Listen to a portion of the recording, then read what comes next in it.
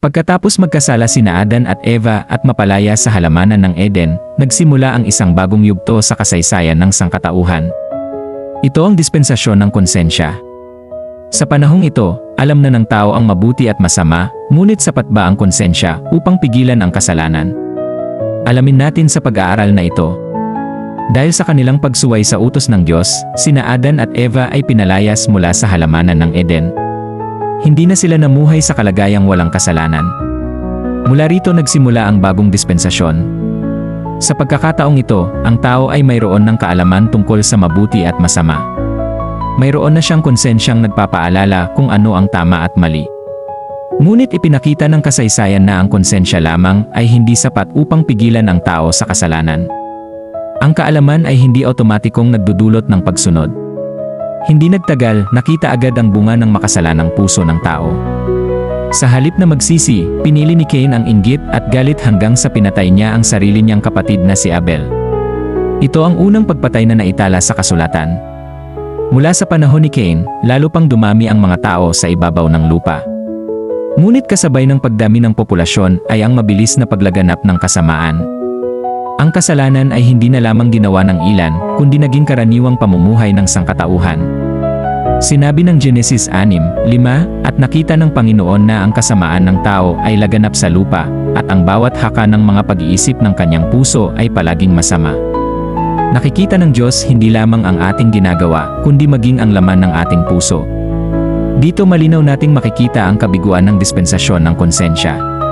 Kahit alam na ng tao ang mabuti at masama, pinili pa rin niyang maghimagsik laban sa Diyos.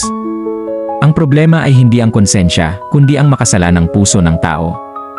Dahil sa patuloy na paglaganap ng kasamaan, dumating ang banal na paghuhukom ng Diyos. Ipinasya niyang lipulin ang sangkatauhan sa pamamagitan ng malaking baha. Ang Diyos ay banal at matuwid, kaya hindi niya maaaring baliwalain ang kasalanan. Ngunit sa gitna ng paghuhukom, nagniningning pa rin ang biyaya ng Diyos. Sinabi ng kasulatan, Datapuat si Noe ay nakasumpong ng biyaya sa mga mata ng Panginoon. Hindi kailanman tumigil ang Diyos sa pagtupad ng kanyang plano ng pagtubos. Hindi lamang ang kilos ng tao ang nakita ng Diyos. Nakita rin niya ang tunay na kalagayan ng puso ng tao. Sinabi ng Genesis 6:5 na ang bawat haka ng mga pag-isip ng kanyang puso ay palaging masama. Ipinapakita nito na ang ugat ng kasalanan ay hindi lamang nasa gawa, kundi nasa puso mismo ng tao. Sa dispensasyon ng konsensya, malinaw nating makikita ang isang mahalagang katotohanan. Ang kaalaman tungkol sa tama at mali ay hindi sapat upang baguhin ang makasalanang puso ng tao. Alam ng tao ang tama, ngunit pinili pa rin niyang gumawa ng mali. Ito ang paulit-ulit na makikita natin sa bawat dispensasyon. Nagbibigay ang Diyos ng malinaw na kapahayagan. Binibigyan niya ang tao ng pananagutan. Ngunit sa halip na sumunod, paulit-ulit na nabibigo ang tao dahil sa kasalanan. Habang patuloy na lumalaganap ang kasamaan sa buong daigdig, dumarating na rin ang oras ng paghuhukom ng Diyos.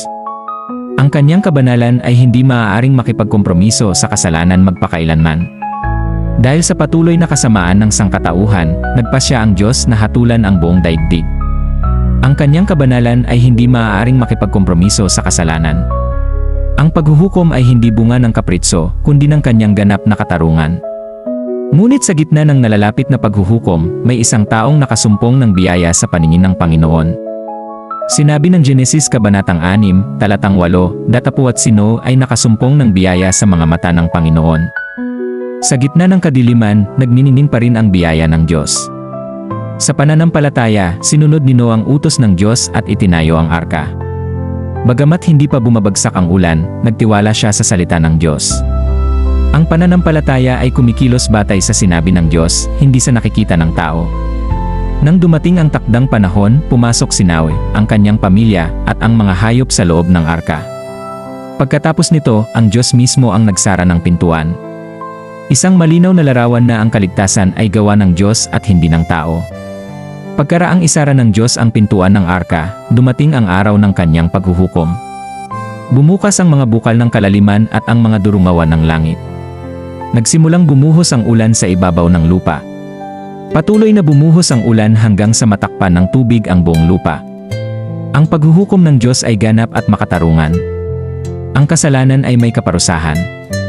Habang ang buong daigdig ay nasa ilalim ng paghuhukom, si Noe at ang kanyang pamilya ay ligtas sa loob ng arka. Ngunit sa gitna ng lahat, laging naroon ang kanyang biyaya. Ang arka ay larawan ng kaligtasang inihanda ng Diyos. Kung paanong ang mga nasa loob ng arka ay naligtas mula sa paghuhukom, gayon din ang sinumang sumasampalataya kay Hesukristo ay ligtas mula sa kaparusahan ng kasalanan. Maraming tao ngayon ang nagtitiwala sa sariling kabutihan o sa kanilang konsensya.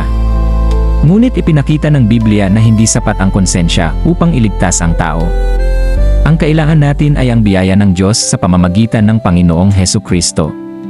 Ang dispensasyon ng konsensya ay nagtuturo na ang puso ng tao ay makasalanan. Kahit alam niya ang tama at mali, patuloy pa rin siyang nabibigo. Ang tunay na pag-asa ng tao ay wala sa kanyang sarili, kundi sa Diyos. Ang pinakamahalagang mensahe ng Biblia ay ang Ebanghelyo. Si Kristo ay namatay para sa ating mga kasalanan, inilibing, at muling nabuhay sa ikatlong araw ayon sa mga kasulatan.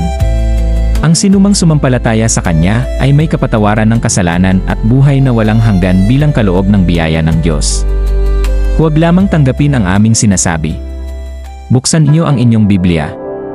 Saliksikin ang kasulatan tulad ng ginawa ng mga taga-Berea. Naway ang salita ng Diyos ang maging pinakamataas nating otoridad. Maraming salamat sa panonood. Kung nagustuhan po ninyo ang besyong ito, like, comment, share and subscribe na lang po para marami pa ang makapanood ng bedyong ito.